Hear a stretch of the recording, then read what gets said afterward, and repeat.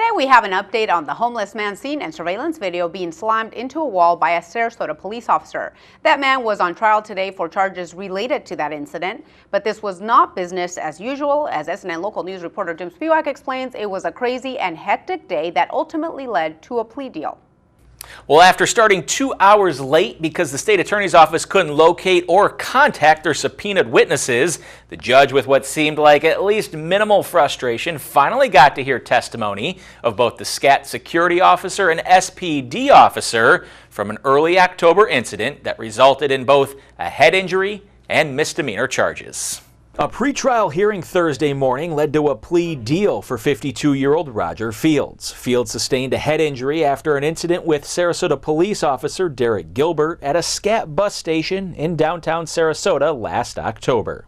I can feel, with my 16 years plus experience, that he's not going to be happy what's going on. The case became high profile after surveillance surfaced of the altercation. The incident started when G4 security officer Robert Sauter took Fields to the ground after he claims Fields assaulted him. He up and just spits in my face. Fields was detained on the ground by Sauter until SPD arrived a few minutes later. The video then shows Fields picking up coins from the ground. Officer Gilbert testified by that time he gathered enough probable cause to arrest Fields of disorderly intoxication. Just being really belligerent, and of course there's people on the platform, and he's causing quite a bit of disturbance. It was then that Fields went headfirst into a wall, causing an injury that required hospitalization. He in turn stands up and staggers with a staggered, and stays on his feet and ends up hitting the ticket booth as a result of that, and causing injury to himself.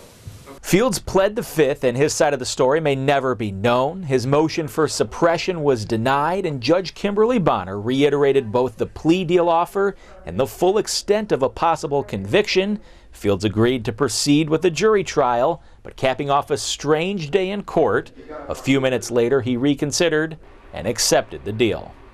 Now, Fields pled no contest to disorderly intoxication and resisting an officer without violence, both misdemeanors.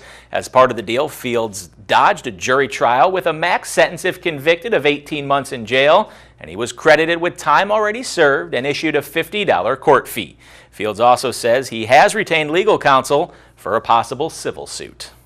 Thanks, Jim. Now, we will continue to follow any new developments in relation to that possible lawsuit or the investigation into the officer's actions, so keep it here on SNN Local News for updates.